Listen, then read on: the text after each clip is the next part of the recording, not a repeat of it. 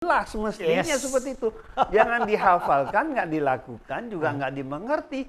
Makanya kesian juga sebenarnya. Makanya orang bilang, Iya. saya cuma dengar. Jangan firman Tuhan tuh dijadikan jimat gitu loh.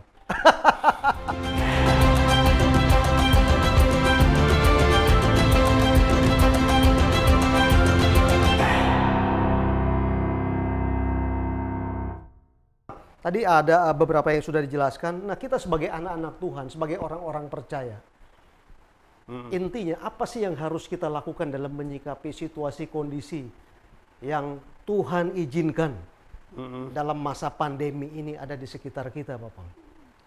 Ya, bertobatlah. Yang paling benar. Bertobat ya? Cari Tuhan kamu yang ini kok. Yang Intim. punya kuasa segala-galanya. Intim dengan sumbernya, Bapak. Iya. Ya kan begitu, Pak. Harusnya gitu loh. Kita ngalami kayak seperti itu. Iya. Kita ngelihat. Makanya nanti Bapak baca ini nih. Mazmur 91. Itu kan tentang Tuhan melindungi kamu dalam lindungan Allah. Iya. Nanti Bapak baca dari Mazmur 1, Mazmur 91 ayat 1 sampai 13, itu bicara Tuhan melindungi, menjaga 1000 orang jatuh di sebelah kirimu, meluputkan, kamu tetap ini tidak terkena. 10.000 di sebelah kananmu, kamu tetap berdiri tegak. Ini buru-buru, Pak. Baru ke mall belum tentu ada 1000 orang. Udah ketakutan. Nah, itu kan perlindungan yang luar biasa, Pak. Iya kan? Yes. Nah, dapatnya sebenarnya bukan ada yang harus kita lakukan sebenarnya, Pak.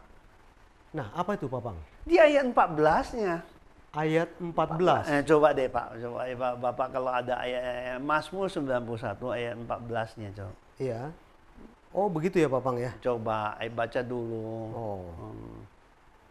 Sungguh hatinya melekat kepadaku, maka aku akan meluputkannya. Nah, sungguh hatinya melekat padaku, aku akan meluputkannya. Tapi kalau kamu nggak melekat, kamu jangan harapin. Nah, itu salah sebenarnya. Baca, dihafal, bagus. Tapi harus dimengerti. Jadi artinya begini, Pak Bang. Ayat 1 sampai 13. Kalau kita nggak lakukan yang ayat 14, nggak jamin ya, Pak Bang? Nggak jamin. Iya, nggak jamin. Kamu lakukan yang 14 sampai 15, itu kan dibilang. Dikatakan begini, Pak. Aku akan membentenginya, sebab ia mengenal namaku. Nah, membentenginya artinya apa? Melindunginya, memagarinya. Gitu. Yes. Itu kan lakukan dulu, itu baru kamu bisa dapat 1 sampai 13 mestinya seperti itu. Jangan dihafalkan, nggak dilakukan, juga nggak dimengerti. Makanya kesian juga sebenarnya. Makanya orang bilang, saya cuma dengar. Jangan firman Tuhan tuh dijadikan jimat gitu loh. Tapi firman dijadikan jimat. Jimat, seolah-olah ini. Padahal kita harus lakukan apa yang Tuhan perintahkan. Melekat dulu padaku, benar kan? Ayat 14. Nah, saya baca ayat 15 ya. Jadi menarik nih, Pak Bang. Bila ia berseru kepadaku, aku akan menjawab. Aku akan menyertai dia di dalam kesesakan. Aku akan meluputkannya dan memuliakannya. Iya, makanya mau COVID apa kek, mau susah kayak apa kek. Dahsyat nih, Pak Bang ya. Iya. Menyertai, meluputkan dan memuliakan. Iya, memuliakan. Ya, lakukan itu yang penting. Keren, Bapak. Melekat kepada Tuhan. Mungkin caranya gimana. Itu yang saya tulis di buku Restorasi Pondok Daud, Bapak. Restorasi Pondok Daud. Iya, sebenarnya Restorasi Pondok Daud itu lebih menceritakan gimana sih ya kamu tuh bisa intim, bisa melekat kepada Tuhan, dekat sama Tuhan. Memang panjang. Serinya itu sampai RD 1, 2, dan 3. Ada 3 buku. Satu set itu 3 buku. Iya, dan itu kan sebenarnya satu. Kalau supaya orang tuh ngerti ya kenapa saya itu harus dekat sama Tuhan. Nah, kalau baca itu kan mengerti, Pak. Dapat lindungan, dijaga, dibentengi, seruannya dijawab. Itu kan luar biasa, Pak. Tadi dijelaskan kalau di ayat 16-nya juga menarik nih Papang. Tidak kalah menarik. Dikatakan begini, dengan panjang umur akan ku kenyangkan dia. Iya. Keren Papang ya. Iya, kalau nggak kena COVID kan umurnya panjang, Pak. Itu kan terhindar dari situ. Kan Bapak tanya tadi, gimana kita ini? Iya, Ya menyikapi udah, hidup ya. Iya, menyikapi hidup ya Iya. seperti itu yang paling benar. Ya. Dan akan ku perlihatkan kepadanya keselamatan daripadaku. Jadi Iya. keselamatan yang daripada Tuhan. Ya, Luar biasa kan? ya. Tadi Papang menyinggung Kalau intim dengan intim Tuhan. Iya. Mm-mm. Ya kamu akan selamat. Ada benteng, ada pagar Ada perlindungan. Pelindungan. Nah sekarang COVID, kamu ngelawan siapa Pak? Emang kamu lihat, orang pakai masker aja, belum jaminan Pak. Iya.